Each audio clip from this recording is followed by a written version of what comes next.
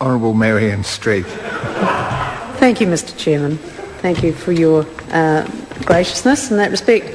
I want to just make a couple of comments, and first of all thank the Minister for his comments about spouses of diplomats, because that was something that has been discussed. I can't remember whether we discussed it in the Select Committee itself or whether just the Labour members have been discussing it amongst ourselves.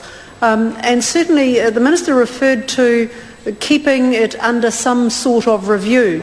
And amongst the agencies that have some interest here with IRD, the Ministry of Education and MFAT, it would be possible for that to slip through the cracks.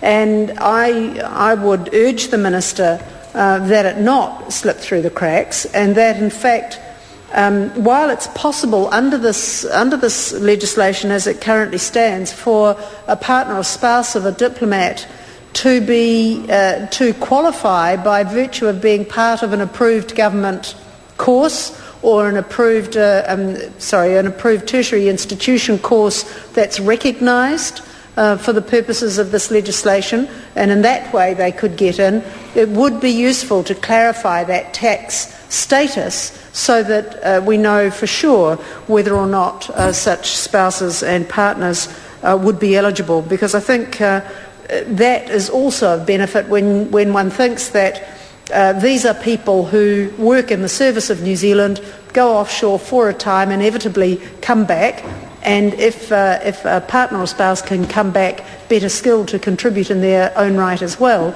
then we should facilitate that. So I want to thank the Minister for that consideration and hope that it doesn't fall from view. The other thing that I wanted to talk about, I had referred earlier when I spoke, Mr. Chairman, to tertiary institutions turning away students at the moment.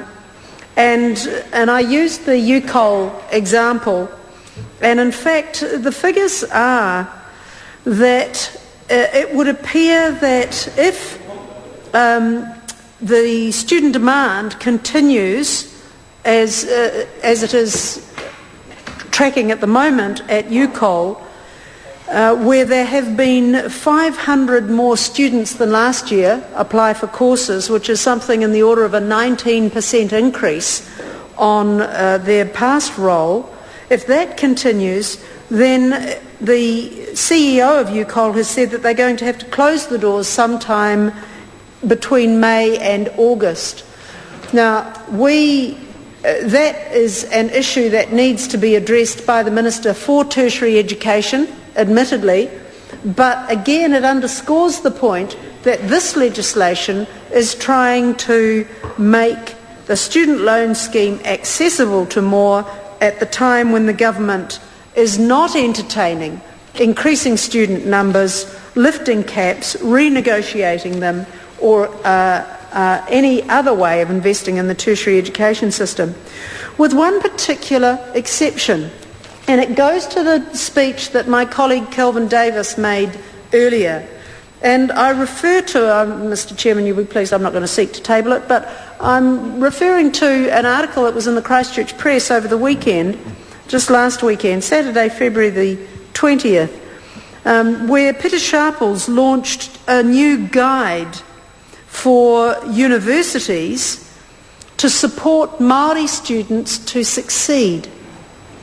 And every indication we've had from the Prime Minister and the Minister of Tertiary Education to date has been that there will be closer examination of success and whether or not people will be able to continue to apply for and be eligible for student loans.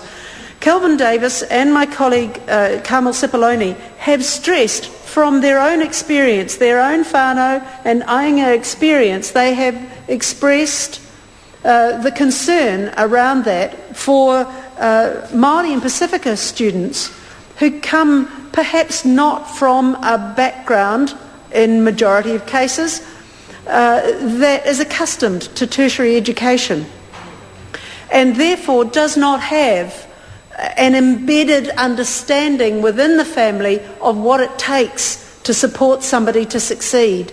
and therefore additional support from an institution is required. Chris Tremaine. I move that the question be now put. The question is that the question be now put. Those of that opinion will say aye. Contrary, no. The ayes have it. Party vote. Clerk will conduct a party vote. New Zealand National. 58 votes in favour. New Zealand Labour. 43 votes opposed. Green Party. 9 votes opposed. Ex-New Zealand. 5 in favour. Māori Party. In favour. Progressive. 1 vote that's opposed. United Future. 1 vote in favour. My apologies. It's only one, not two. Any other votes?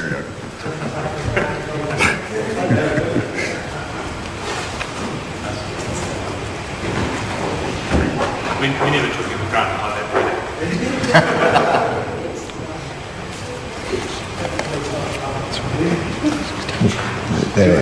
Yep.